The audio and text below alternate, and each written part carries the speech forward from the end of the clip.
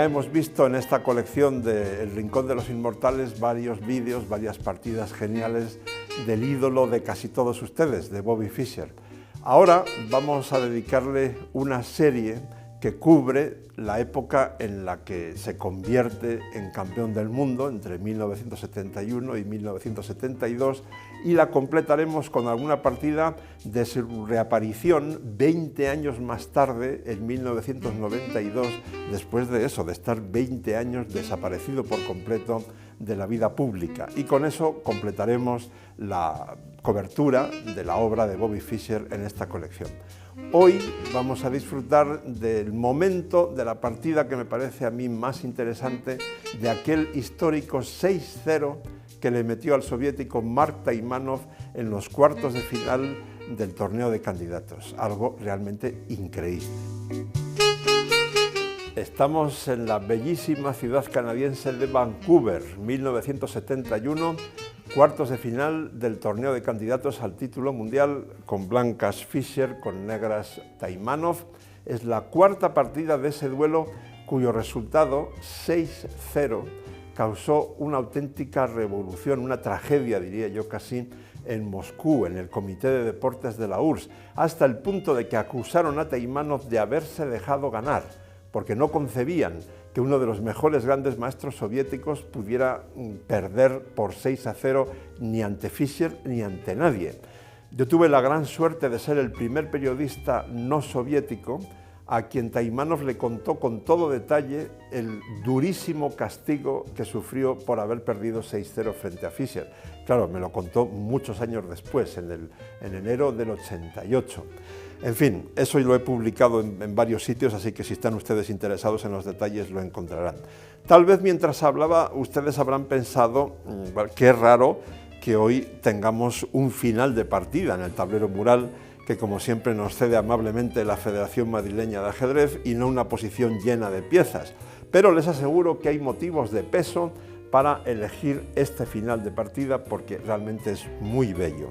Bien, las características básicas de esta lucha de alfil contra caballo son que las blancas tienen ventaja por dos motivos. Primero, y sobre todo, porque estos tres peones están fijados, prácticamente bloqueados, en casillas blancas, es decir, son atacables por el alfil blanco que se mueve por casillas blancas.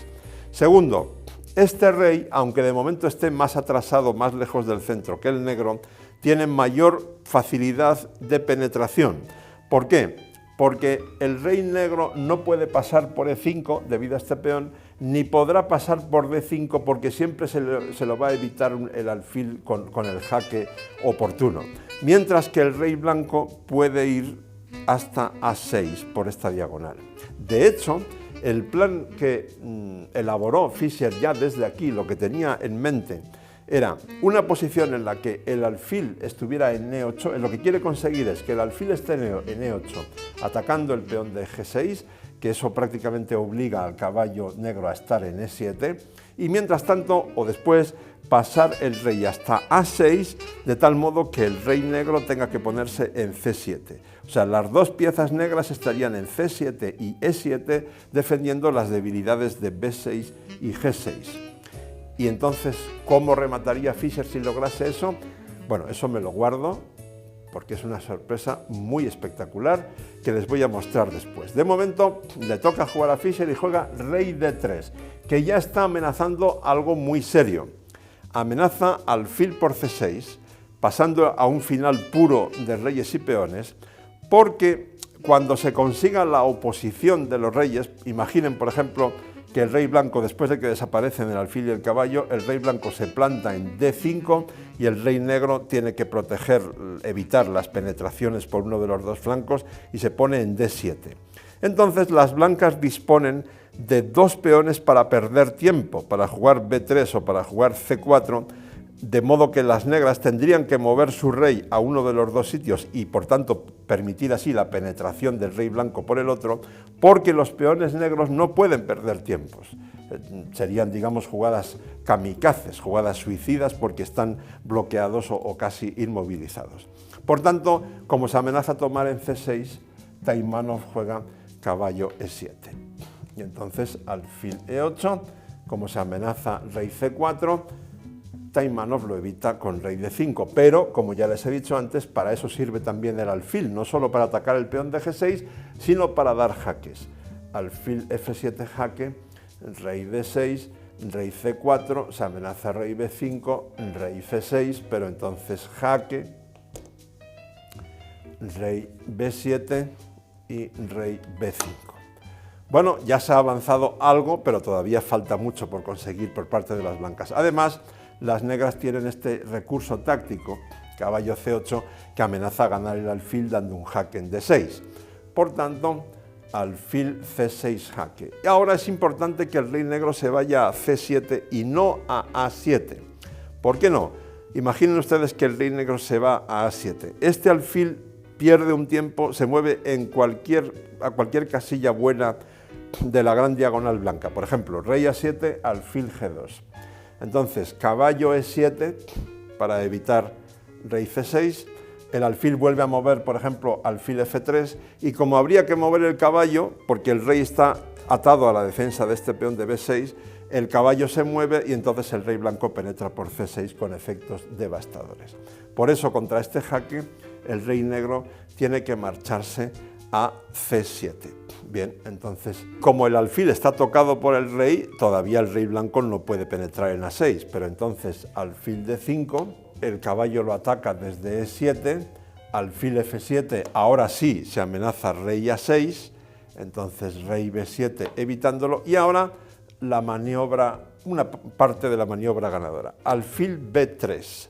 ¿Cuál es la idea? Llevar este alfil a F3 de forma que obligue al rey negro a elegir uno de los dos lados para que al final el rey blanco pueda penetrar.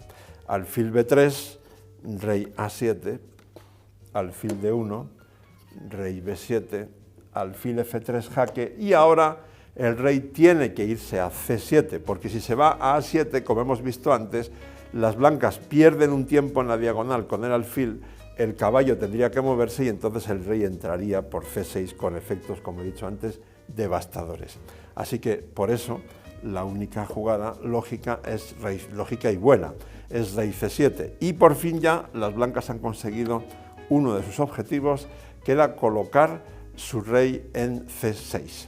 Bien, pero todavía, como hemos visto antes, falta mucha tela que cortar. Entonces, caballo a C8. Ahora, por supuesto, el alfil vuelve a atacar, alfil D5, caballo E7. Ahora se podría jugar ya directamente alfil F7, sería igual de buena, pero Fischer lo hace de una manera un poco más sofisticada. Juega primero alfil C4, de tal manera que después de caballo C6, cuando el alfil llega por fin a F7, está atacando el peón, o sea, el peón de G6 no está defendido, entonces el caballo tiene que mover y entonces ya hemos conseguido el plan de Fischer, alfil E8. Ya tenemos las dos piezas blancas atacando las dos debilidades negras. Y ustedes dirán, bueno, sí, esto nos recuerda el famoso concepto de esa palabra alemana que dice Zugzwang, es decir, el hecho de que la obligación de jugar te haga perder. Tú tienes tus piezas tan bien puestas que si te toca jugar vas a estropear alguna y entonces pierdes. Pero en esta posición ustedes se estarán preguntando que eso probablemente aquí no es válido lo que acabo de explicar, porque las negras disponen de un recurso táctico, que es rey de 8, que si bien deja indefenso el peón de B6, está atacando el alfil. Correcto, eso es lo que pasó en la partida, pero aquí viene la idea genial de Fischer, por eso he seleccionado esta partida de todo el duelo de las 6 que le ganó a Taimanov, porque aquí, a pesar de las pocas piezas que hay en el tablero, hay un sacrificio de pieza. Alfil por G6, caballo por G6, no hay más remedio porque si no caerían todos los peones del flanco de rey, y ahora rey por B6. Y a su vez los dos peones del flanco de dama también están muy débiles. Bueno, Taimanov intenta reagrupar, rey D7, rey por C5, caballo E7, pero ahora fíjense, Fischer no se molesta en ir a por este peón, sino que pone ya en marcha la pequeña avalancha de estos dos peones pasados y ligados. B4, A por B4, C por B4, caballo C8, A5, caballo D6, B5, caballo E4 jaque, rey B6, rey C8, rey C6, rey B8, B6 y Taimano se rindió porque, bueno, la posición no tiene solución posible. Imaginen, que no sé si es posible, pero por ponerlo en el caso más favorable para las negras, imaginen que el caballo consigue sacrificarse por estos dos peones blancos, pero entonces, incluso aunque hayan desaparecido los peones, el rey blanco vuelve al flanco de rey y se come los otros dos peones negros. Bueno, Fischer ganó a Taimano por 6-0 y lógicamente metió el miedo a todos los demás rivales en el torneo de candidatos, porque ese resultado era impensable entre jugadores de primera fila mundial.